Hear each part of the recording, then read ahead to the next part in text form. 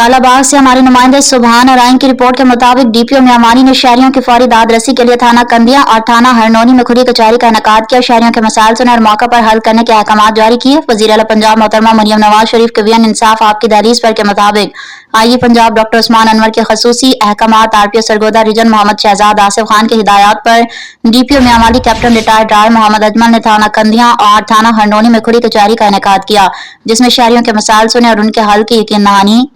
की और मुतल्लिका अफसरान को मुनासिब हिदायत जारी की। डीपीओ मियांवानी ने शुरा से खिताब करते हुए कहा कि खुली कचहरी का मकसद बाहमी ताउन और एतमाद की फिजा को मजीद मुस्तहकम करना, लोगों के दरपेश मसाइल को हल करना है। उन्होंने मजीद कहा कि मेरे लिए अमीर गरीब सब बराबर और सबके बिला तफरीक इंसाफ मुहैया करेंगे